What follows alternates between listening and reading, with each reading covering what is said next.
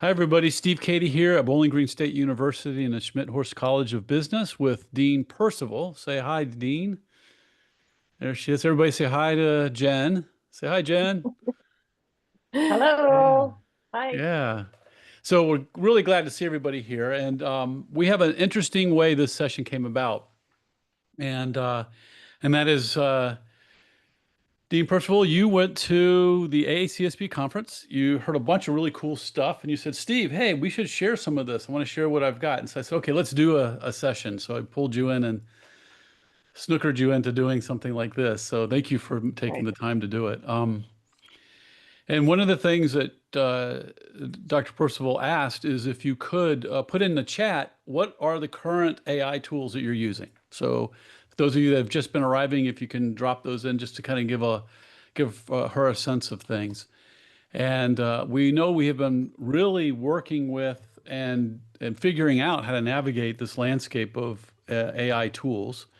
One of the things that's really important is that we learn how to manage AI tools and not have them manage us. I think that's the most important thing, is that they become tools for us to manage, and how we do that, how we make the most of them. And Teo's here, our associate director for the graduate programs for the Organization Development and Change program, the doctorate and master's.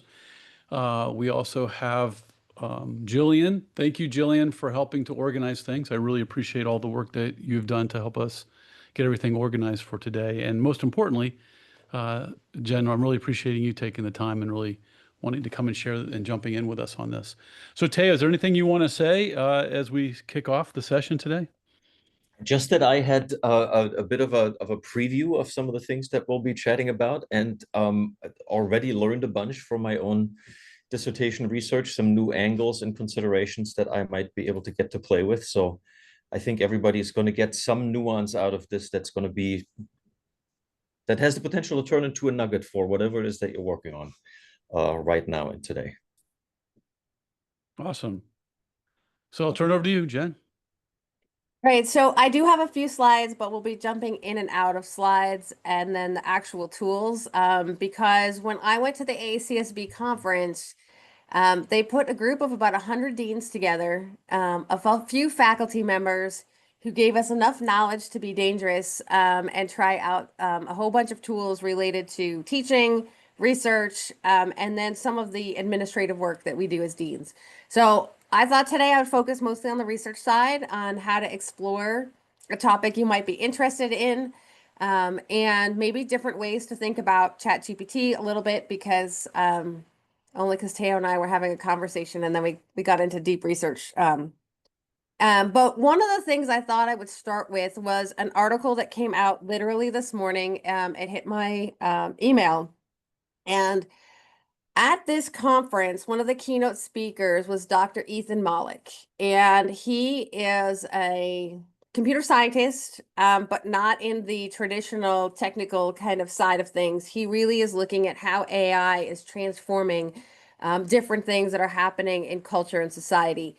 And so he has his own blog kind of stack that he plays around with. It's called oneusefulthing.org. And there was an article that came out literally today talking about making AI work. And when I read the article, I thought of all of you, because the article is focused on a conversation about a framework, about how to really leverage AI, and it centers around organizational leadership. And the article is really focusing in on the fact that it's not about the technology and how fast the technology is changing, right? We're not going to keep up necessarily with that. It's about providing organizations the leadership tools, the structures, the thought process to really think about the processes and what they want to accomplish as an organization and how to do that better using these new tools than trying to do the things we've always done faster. And if we're going to focus on just doing things faster, we're not going to see a lot of gains from any of this technological change. It really has to do with rethinking things. So let me hop over and share. Let's share this way. There we go. I'm going to share slides. I know it's not the pretty way to share slides, but It's going to be faster for this particular point. And so this is his kind of model, and I'll send these slides out through Teo when we're done.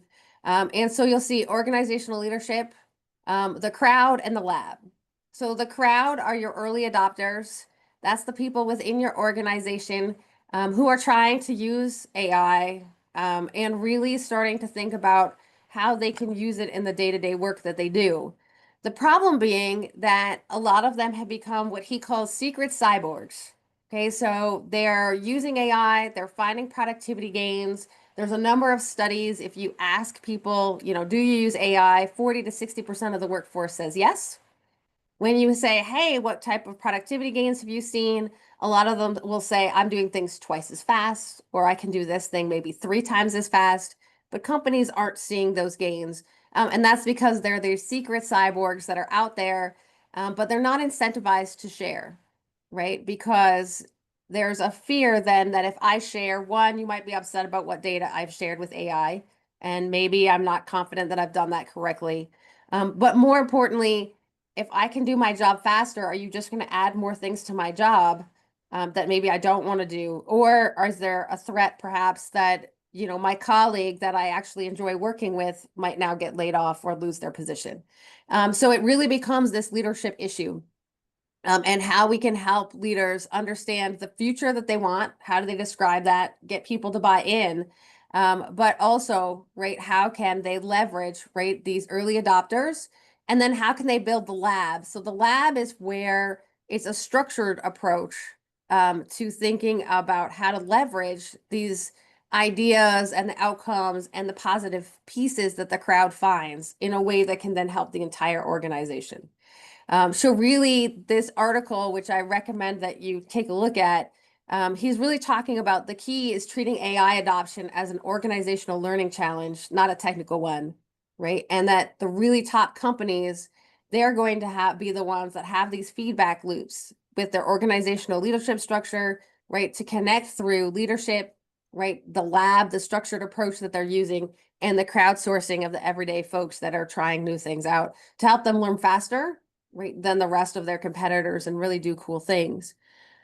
So I thought I would ask you all, you came here today, there must be a purpose. And so what are you hoping, right, that you're going to leave the session with? Because that will help me decide how fast we go through some topics.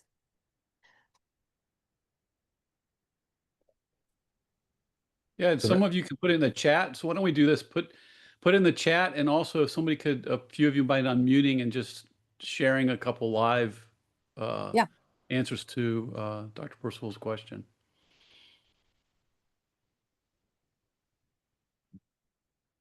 And don't be shy. I'll just jump in. One, I want to learn some tricks. Two, I was curious if there's going to be any reflection on sort of the ethics of this in the classroom and in our own research too. These things that we're all grappling with. Mm-hmm. Thanks for being.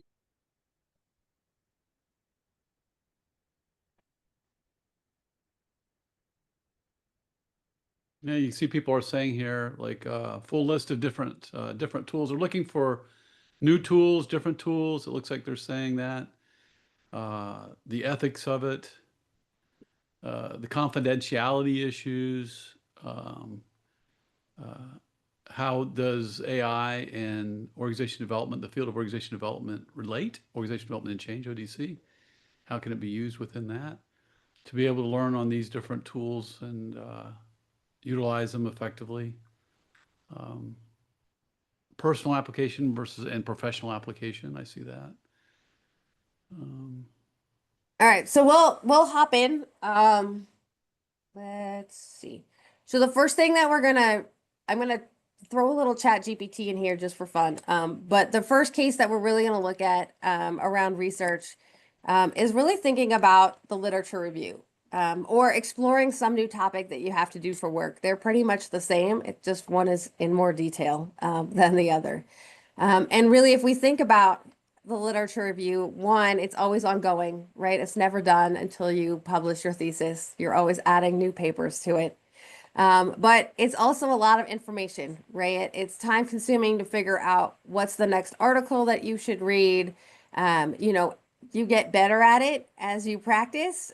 So the first few times, right, it's slow going, right? And so what kind of tools and help can we get in terms of helping us really start to explore different topics? So let me stop sharing here. And now. There.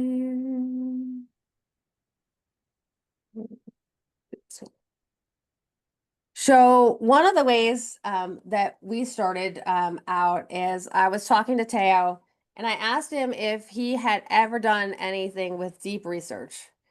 So deep research came out January, February this year. If you have the paid version of ChatGPT, it's yours to play with. Paid versions of Gemini also have their version of it. But think of it as an agent, and you can give it a topic, and it's going to go search across the web and try and do a research paper for you all on its own. Now, obviously, right, when we talk about the quality and the ethics and those types of pieces, this is like an ideation session. It's a way you can think about maybe validating some thematic areas that you were thinking about slicing and dicing your research into. It might give you a starting point of some other keywords to start with. And so Teo and I, for fun, we put in a topic that Teo was thinking about, and we let it go. And so it did research, and it took it 11 minutes. It found 35 sources. It did 100 different searches of the internet. And now it produced a 25-page research initial starting point that compares and contrasts, right, what we asked it to do. And this obviously is not a research paper that you would submit for any class that you have, but it's a starting point about ideas that you might want to think about some keywords that you can pull from it that you can then go and use in some of the other tools to become more academic in nature, right? It's going to open kind of areas like converttheater.com, right? You're not going to see that in your final thesis dissertation. But the topics and the ideas give you a starting point to think about, and you just get to let that start its research, go for your coffee break, come back, right, see what it came up with. And so it's a fun way to get started.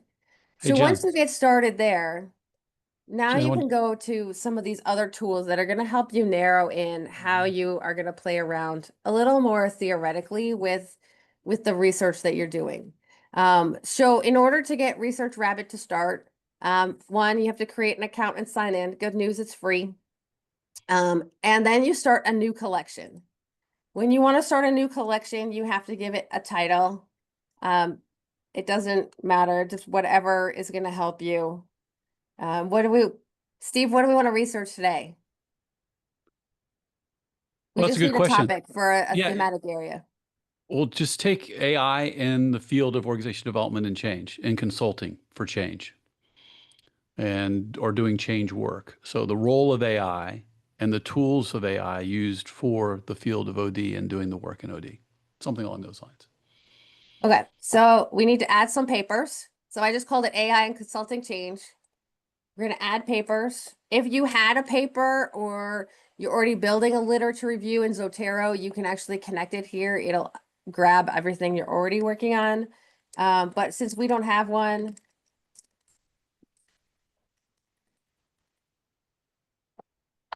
we're going to ask it to go and find us one. So here's a paper on AI, innovation through AI. We'll add that to our collection. Business consulting and AI. This one's in healthcare. Great. So we have some papers now. And you'll see each of these papers here. You can add comments because you are able to share this. If you paid for a version, you can even work in a collaborative team. And it tells you when they were published.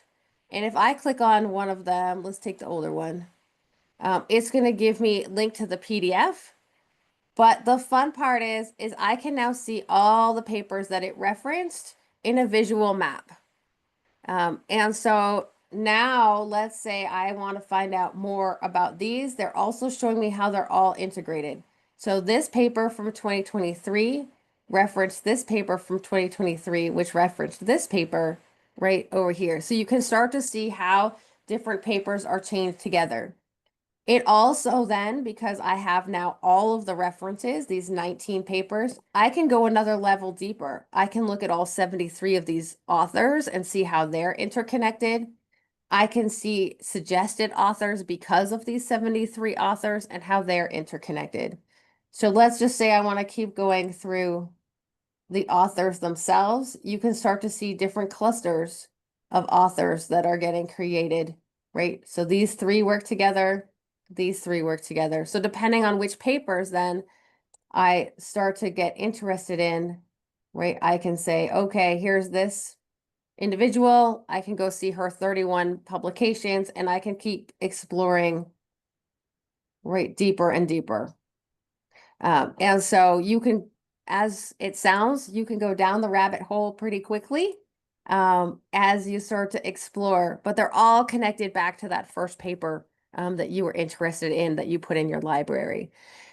You can select more than one paper and it helps you find great other connections. You then just have to kind of figure out how and which ones you want. So this is a fun way to start if you're really at the beginning and you're trying to figure out how everything is connected. I'm going to go back to one of, hang on, my other collections. This one, visual approaches. And now you can see all the places that cited it. So if you get more, like, so if you were to upload one of your fundamental papers in your space, you're going to then be able to see all of the papers that cite that kind of fundamental paper and be able to see that string of connection points. And that might give you a new idea of where to go, other things that you want to think about, and how they're all interconnected or not, right? So some of these papers, this one reference, but they don't reference each other. You can see other networks, right? They get more complicated. If you want to go to one of these papers, right, you can then, if it has the PDF, it will show you. Otherwise, it tells you how to link to it, and your library may have it. The one thing when we're talking about ethics, right, and these pieces, right, it's connected by what it knows, right? And so if there's a pre-publication paper, it may not be aware of that paper yet. And so this is a starting point. The other way you can look at these is a timeline, right? Maybe you want to see, here's this earliest paper. Maybe that's the fundamental paper in the area, and you want to now go and read that paper and learn more about that, right? You can also see how it's been evolving over time, right? It wasn't a very popular topic, wasn't popular. Now all of a sudden, right, it's becoming a lot more popular. So lots of fun ways to explore, play around with things. So if we look at similar work, this one shows you like a structure together, these papers linked together, and there's a smaller network here. And so sometimes you want to narrow in on a network, and this would help you go, okay, these are the 8 to 10 papers that I really want to focus on. But I didn't have to do a lot of work, right, to start to be able to find, right, all of these connections, similar works and papers. It probably does mean you get to do a lot more reading because now it's easier to find all these interconnected work. But it is a kind of fun tool to help you see those connections. I'm a visual person, so for me, having the ability to have that visualization is helpful, because otherwise I was trying to find those doodles and creating it myself as I was going through some of the work that I was doing. So that's kind of the first one, Research Rabbit. Any questions about the rabbit? I wanted to talk about just two things, Jen, get your reactions to two things. The first one is as you see that paper, 20 something pages, right? And then that was prior to going to Research Rabbit. And then you're pulling up the research. There's two pieces. One is if you say, hey, you're not allowed to do papers or look up papers or start with a paper, it's going to happen.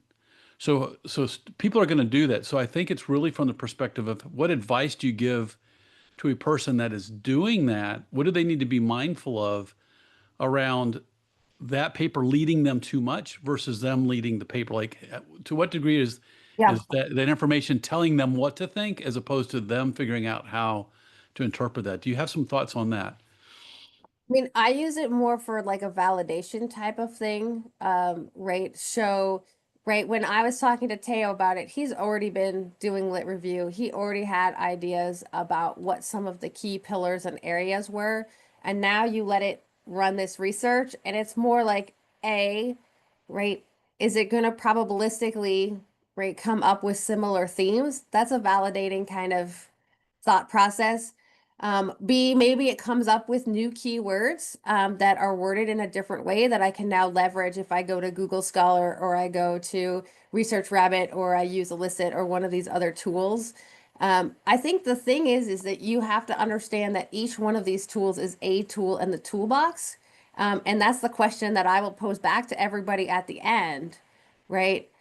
How can we best think about using these as individual tools and their intersections so that we get the best outcome, right, with high quality a knowledge and understanding that we don't have hallucinations, right? That we really do have true papers that we've referenced and cited, right? These are just to help make that search process faster. We've always used some form of AI, right, to help us search, right? Google Scholar still has AI running in the background, right? It's still giving us other options and thoughts, right? It never just comes up with the authors that you really asked it for.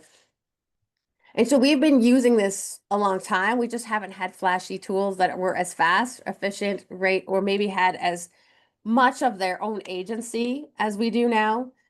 But ultimately, the paper that you write is your own, right? You have to be confident and you have to be able to have a conversation with someone and back up, right, the points of view. You're going to defend, right, this work. And so it still has to have your essence and what you think is important. Um, I use it to help me think, right? So I'll use it daily to think about ideations around new programs, about what my competitors are doing, in different competitive spaces for business. What will attract, potential new students? I have some general ideas because I go to conferences, I hear other things, I read other places. And this just gives me a quick summary, flash look, and then I can say, okay, I agree with these things. Let me dig into those. Or I didn't know anything about that thing. Let's take a look. You're not asking it to write your paper for you. As I said, those ones are coming up with like web-based searches, right? But sometimes it's interesting to know how the general public is talking about these things. If you're thinking of creating a podcast about your work, if you want to create a blog about your work, how can you help that knowledge translation piece happen? And using something like ChatGPT gives you some of the day-to-day language that people are using so that you can make sure that you don't get lost in all of the jargon and the technical details that are the theory that underlines what you're doing. And you can still have those conversations with, the manager of marketing in a company, right? So Right. it's a balancing act. Mhm. Great. All right, so the Well, next tool that we're gonna play with is called Elicit. And it's really trying to help you summarize papers. I know so let's say we used Research Rabbit, we found some papers that we want to read, and we'll ask a question.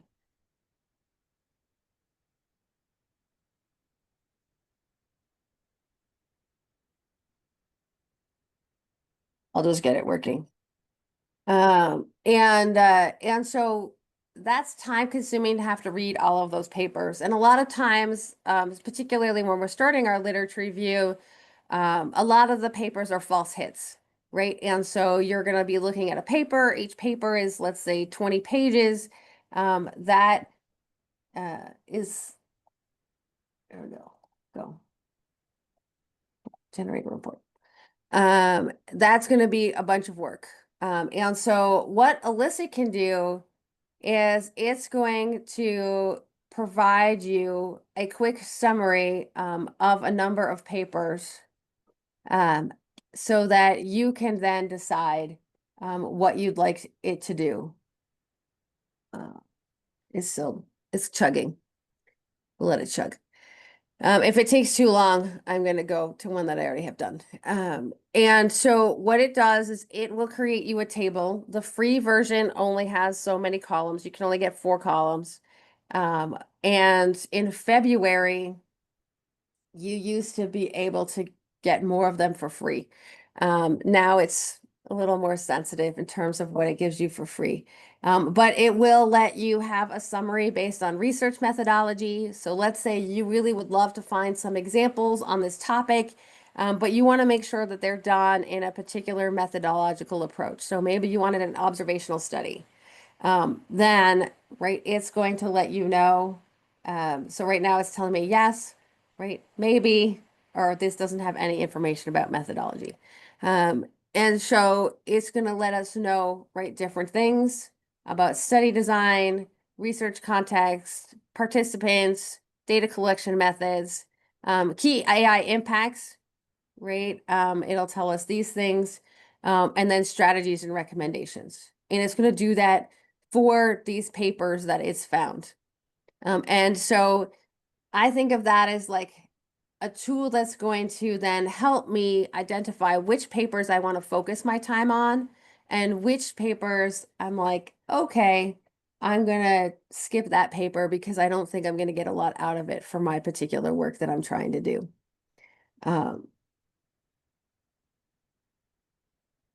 So it's building its report. Yep. So one of the let me- things, Jen, I wanted to ask you and offer is as people are looking at the information, it may say this is relevant and that's not relevant. But if you don't go and look and to verify and look a little deeper, you're going to miss out on some really good information because it's not going to recognize information you need or the needle in a haystack or the piece of information. Oh, I could use that. It'll help you get quickly at the surface level Yeah. stuff. It'll help you get some good ideas and it'll help bring a lot of stuff to you, but you have to go out and do some looking at the articles themselves, look at their references, go do your own hunting to see and search to find different things too, I think is important. Yeah, so this is one I did before. I said the impact on AI on human focused processes. It's what I did in February when I was at the workshop. So it always gives you a summary of the top 4 papers. If you pay, you get the summary of the top 8 papers. To me, 4 more papers in the summary wasn't worth paying for, because ultimately you're going to read more than 4 or 8 papers. So that part didn't really get me super excited. What is kind of fun is to be able to get access to this table. And so when you first start, it only shows you 4 or 5 papers, and then you can just keep telling it to load more. And so this one right now, it gives me a summary of the abstract, the main findings of the paper, and what they talked about in future research. So those are the columns that I asked it to look at. But you can see over here, right, grayed out, there's a methodology one, there's the interventions that they did, limitations to their study. And the great part is it doesn't cost you anything more to scroll down to the bottom and tell it to load more papers. And it keeps loading the next set of papers that it's found. And then you get more papers, and it's going to give you those same columns that it still summarizes, right? What are the key findings, right? And then what was the future research? And so if you said, look, this key finding is really interesting to me. Okay, now I'm going to go over here to the paper. There's the link to the paper because you have the DOI. It tells you how many citations, right? So there's probably, this could be a source then that I could upload right into the research rabbit, and it will tell me those 80 citations and what's connecting off to it. So it's a way to kind of speed up that review process. So, okay, here's this theory-driven one. The paper discusses these things. There's nothing really in here, so it probably means it only found the abstract. That's usually why these columns are empty. So if I want to find the whole paper, I might have to go to the library if that one's of interest. So again, these tools only have access to certain subsets of papers, right? Each tool has access to a different library, a different set of papers that have been made available to it. And as more of the publishers want their papers right in these tools, then they're sharing them so that they come up right and people go and get more of those things. Open access journals, right? You can get into through these ways a lot easier than some others. And so as you start to like dig through, you'll be like, hey, I haven't found anything from a particular journal. That could be true, right? If they've kept that behind a firewall, right, you're still going to have to use Google Scholar and some other things to be able to kind of link in through some of those journals. And that's something to remember, right? This library it's only as good as the back end kind of data that's behind it. But it's giving you help, right? It may then help you, right, connect over and find something new. If I had a summary tool when I was reading the many, many papers that I read while doing my initial literature review for I could have saved myself probably a lot of reading on papers that turned out to be not very helpful. And pages and pages of printed documents that were my world at one point. But you'll see these are all journals, right? Journal of Business Strategy, International Journal of Innovation, right? They're quality sources that it's connecting you to. So this one now has 64 papers, right, that are in that table if I scroll up and down. And I can just keep telling it to add more. The only thing you pay for, you get more columns. That's how the paid version works here. Questions about Elicit? I have It's like the super zoom question, version. Jen. Yeah. Yeah, I've used consensus when I'm, We'll thinking we'll get about there a new, next. yep. And when I'm thinking about a new topic, something maybe outside my realm, like I was doing team coordination, how it leads to star emergence. I throw it in consensus, and I feel like it doesn't do a great job when I say I want, top business journals. And then you kind of go through it and it's like, okay, there's a spread here. And if you know what you're looking for, you can kind of pick and choose. A couple of these, Research Rabbit and Elicit, are new to me. Some of these, like, deep research, it probably better for like popular press articles. Others Yep. maybe better for more academic research. And I would just kind of like to get your opinion of, what tool do you think is the best? If you are just, you have an academic question, you want to get the top 10 articles on a topic, maybe a quick summary. Is it consensus? Is it Elicit? Is it a little bit of a couple of them? Because I still find it clunky when I've tried to use it. I don't think there is a tool that will accomplish that because of the firewalls that publishers have still in place, right, for the publications. So that's why I think you need a toolbox, right, that has more than one of these, and you let them all run, right? Like, I don't know if that one is done running that we left running. We'll see if it's done running. Right, like no, it's still running, right? So you let them all run, and then you're like, okay, when I need it, it's here, right? And then you can see, because every single one of them will come up with a different set of papers, right? I don't think you're gonna get, like, what if I put the exact same question into Rabbit that I put into here, that I put into Consensus, that I put into Perplexity, they're all gonna come up with a slightly different set of papers. And then that's kind of where the human in the loop comes into play, that to say, these are sources that actually aren't that great, so I'm gonna skip them. These are ones that are interesting, and maybe I wouldn't have thought to look at the Journal of Technology and Society on my own, right? But thanks for bringing that one up, and now that's a rabbit hole that I can, kind of run down and start to look through in terms of those pieces. I think that's where back to like Steve's original question of like, how much do I trust it? And is it driving me or am I driving it? If we rely only on one, now the tool starts to drive us in a particular direction to the papers that it knows about. And Yeah. we lose out on the thousands and millions of papers that it doesn't know about. Right. And so that's why I think having the toolbox, letting each one of them, especially if I'm just doing this, like these are free ones. I wouldn't pay necessarily for all of them. I might pick my favorite one and pay for it. And then use the free versions just to do some of that validation, to see if there's new pathways that it opens up and it asks me to think about. And then I would still actually go and pick some of these and do a Google Scholar search, right? And say, I know it's not fancy, but it's worked for the last 15 years, and I'm pretty sure it's going to keep working. And that connects to the library. And then, we also have some search engine tools through the library that, do their piece too at right the specific set of journals, right, that it has access to. And so I think that's one of the things that we have a benefit of that we didn't have before, is that we can let it run on these tools for 11 minutes.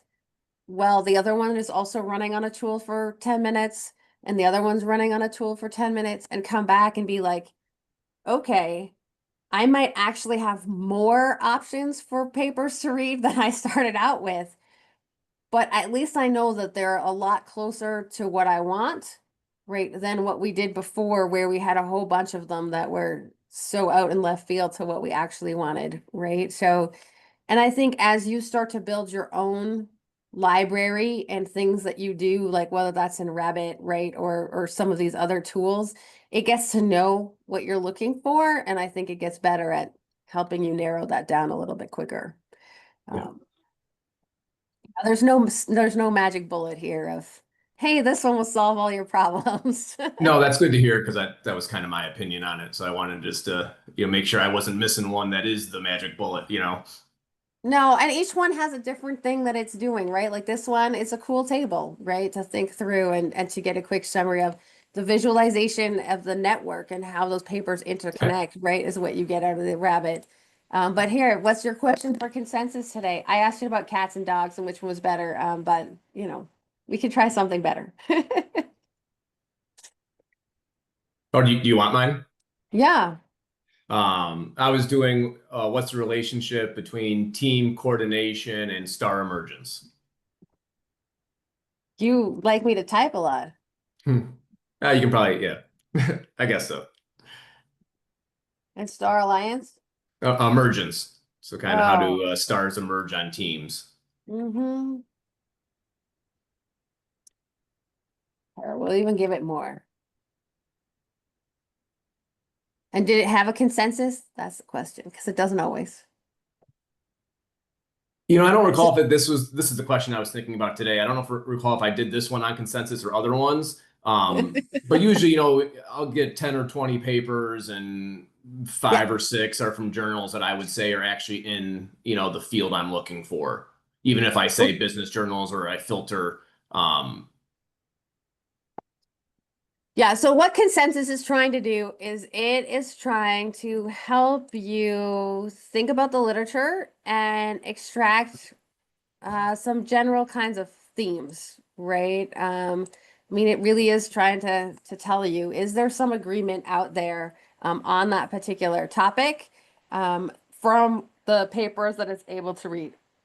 Sometimes it will actually give you a summary that will say, I mean, we didn't ask it something that would be like a yes or no, but you can ask it like, are cats better than dogs? And it will literally go and look at the research and it'll be like 65% of research shows that dogs are better than cats, right? And these, 25% is inconclusive. And then this group said that cats were better, which may or may not help you for what you're thinking about. On a work kind of thing, if you're saying, like, what's the best approach for forecasting model for this type of thing, then it'll go through the research and it would be able to tell you, what research said is the best approach. It does find you these kind of key components, and then it gives you the references that you might want to go to for each of these. So like this one's from Psychological Science, sounds like a real journal. Industrial and Corporate Change. And then it says, okay, here's the factors, here's their impact, and here are the papers that you could go and look to that would find those things. It gives you some other follow-up things that you might want to ask about that are related to the topic and the question that you asked it. And so this is, if you word it this way, you'd get a consensus meter where it would show you what percentage of things would say yes or no to these things. What's one of the fun parts here is that you actually get to see what kind of study it is, right? So if I'm looking for a literature review because I'm like, wow, that'd be a great place to start, I'm going to get a whole bunch of other papers that are going to be cited. So this paper is a lit review paper. So it could be a good starting point if you're looking right to start. If you're trying to find some about specific types of studies, there's your observational study, you get RCT, you get this one has been highly cited.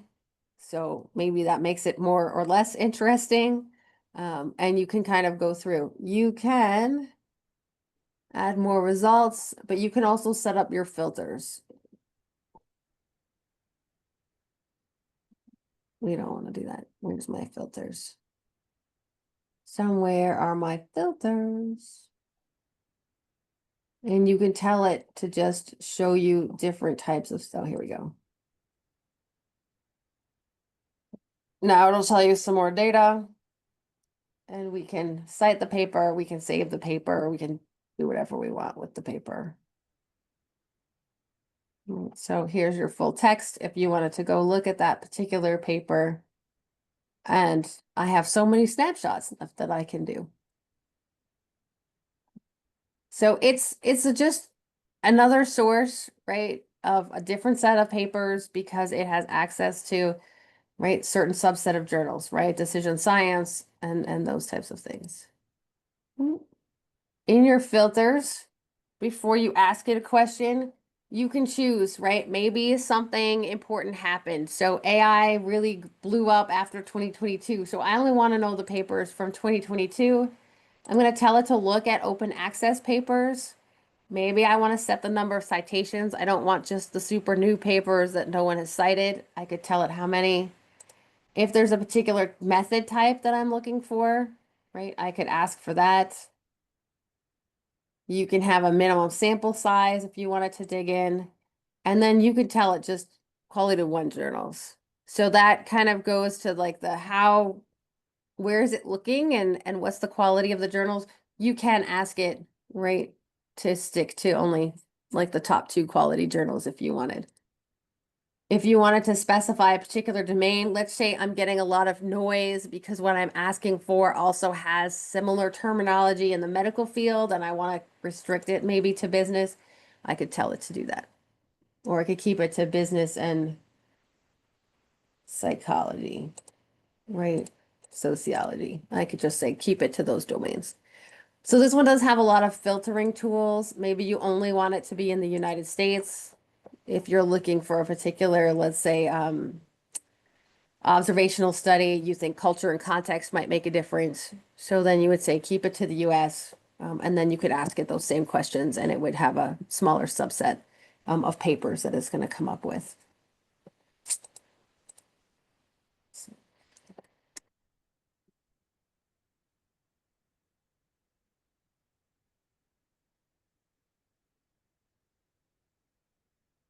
I don't know what it's going to come up with.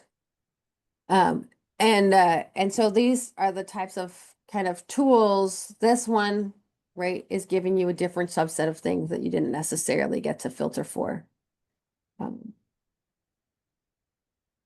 And apparently the answer is there's no one best tool for organizational change. That'll keep you guys all busy, so that's good to know.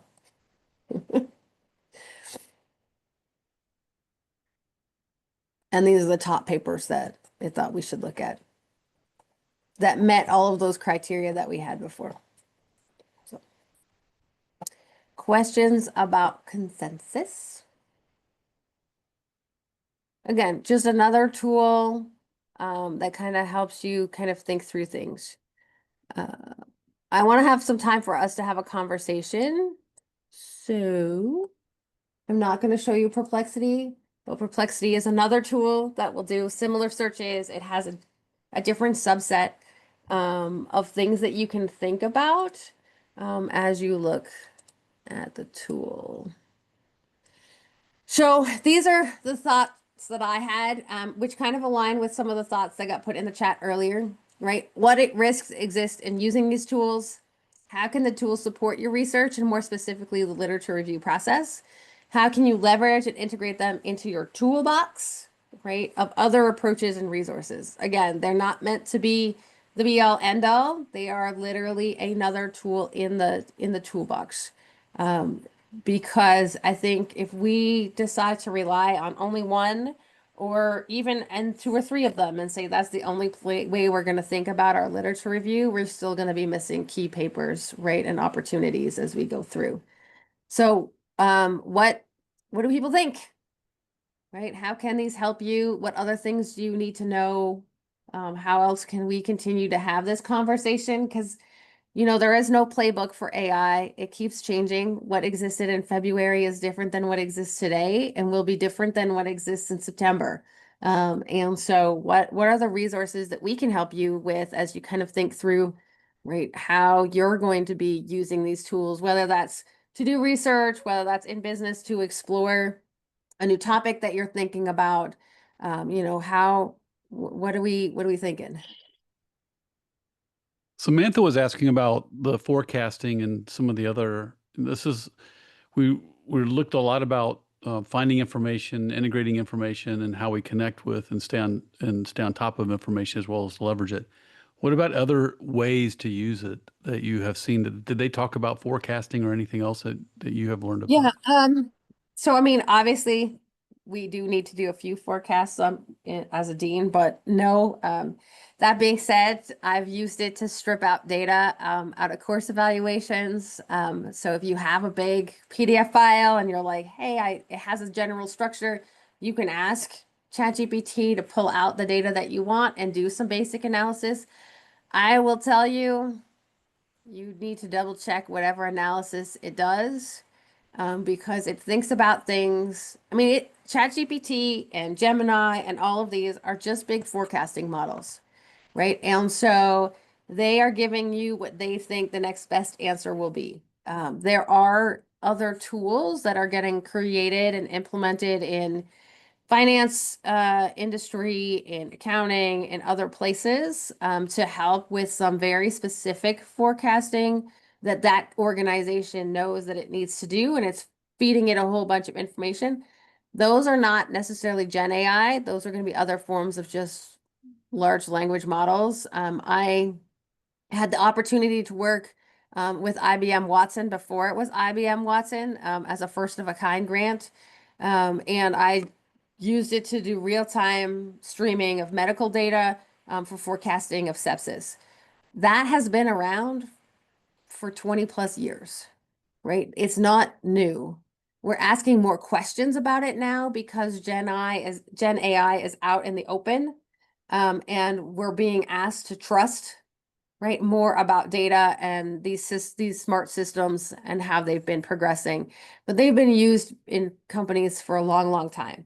And so as we start to think about it, right, the issue is now we're thinking about systems and their ability to do forecasting models that are far more complicated because access to other external data sources is increasing.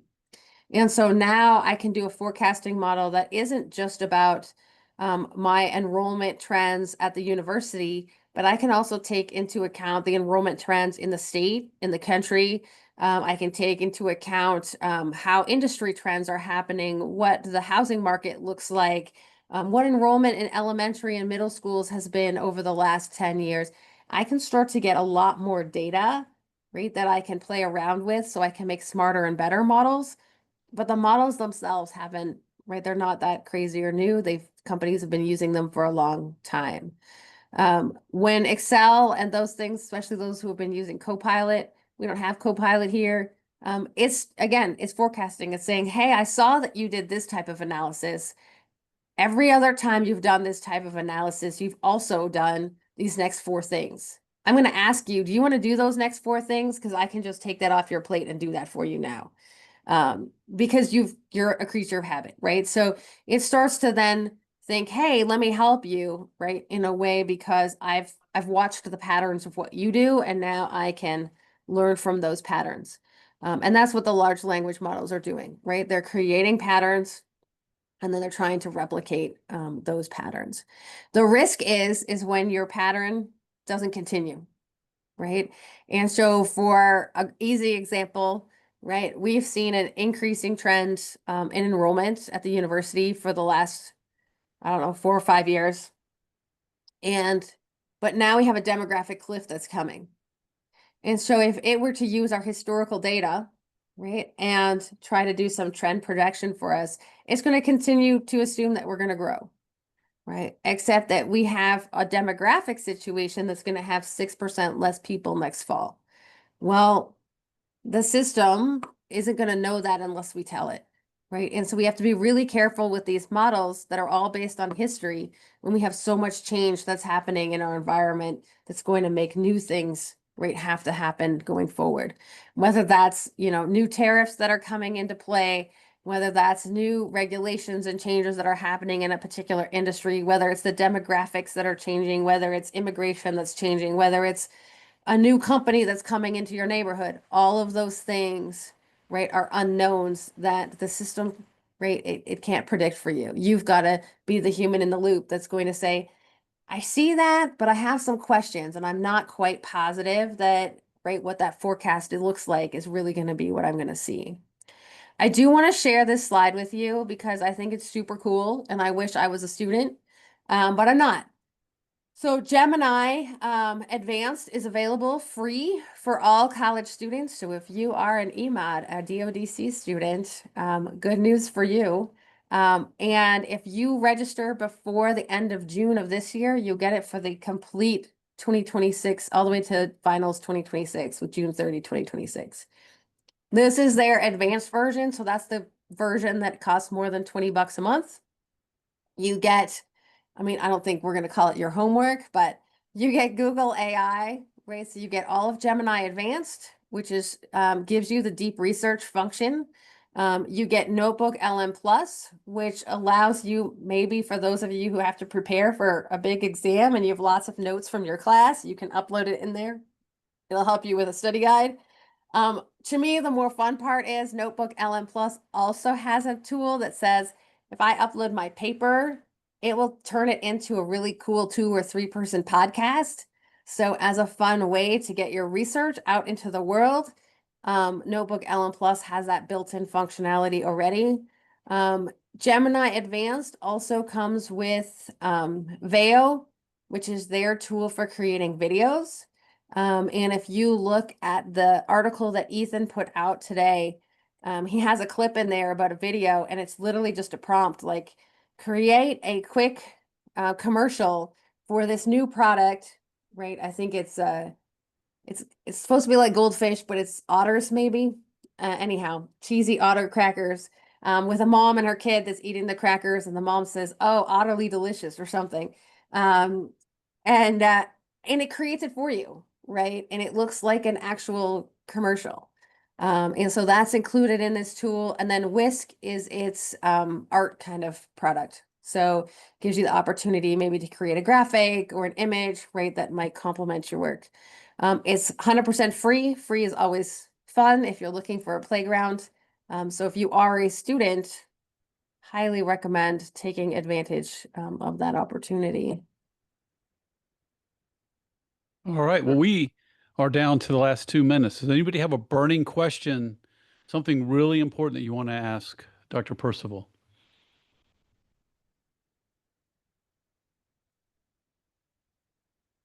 And while you're Awesome. thinking about that, what is your number one takeaway from listening? So as you listen today, what was the one thing that you found, as Sean says, super helpful? What's that one nugget you're taking away today? So let's give a little gift back to Jen to see, so she can kind of see what Well, she shared was helpful. that was a fire hose, and I appreciate that that's what that was. Yeah, And what yeah. Teo and I talked about earlier was, I'm happy to come out to a residency, and just come and hang out for an hour, and we can play with tools. If people are like, oof, I forgot how you did these things. We're all learning this together. I do have a couple of copies of Ethan's book. It's called Co-Intelligence. It is about living and working with AI. That's where he sees the future going, of AI agents, right? We're going to be doing a lot of our work with AI, not in competition, but in collaboration. And so Teo and I are going to draw some names from a hat, and some people will get a copy of the book, because I have a few of those. So we'll get those out to people. Awesome. Well, this was really, really great. So for me, a couple things was seeing some of the nuances in the way you were playing with some of the tools. I really like that. So learning the tool is one, knowing the tool is one thing, knowing that it's there is one thing, but learning how to play with it, knowing how it works, understanding the way the tool operates is also key. to leveraging it, knowing how to take advantage of it. I like seeing the connections between like how Zotero is connected in, and so forth. That's pretty cool to know those kinds of nuances. So really, thank you so much. This was great. And would love to have you to a residency. We'll talk about maybe the upcoming one or one in the, one that fits into your calendar and have you come Yeah. out and share with people. We can do another one of these and just play some more because things are changing so fast. Yeah, so you can reach me on LinkedIn. I think it should be Dr. J Percival. I'm pretty sure that's me on LinkedIn. If not, Steve and I are connected, so you can always use that connection to find me. And then, yeah, you can just shoot me an email, J Percival. I got a special email at BGSU, so my entire last name gets included. And you can connect. Happy to help. Yes, I can. All right. And the link for LinkedIn is in the chat as well.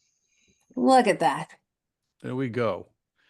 Well, have a great day. Again, thank you, Teo. Thank you, Jillian, for your good help with this. And everybody have a great day. Bye for now. See you soon. Bye.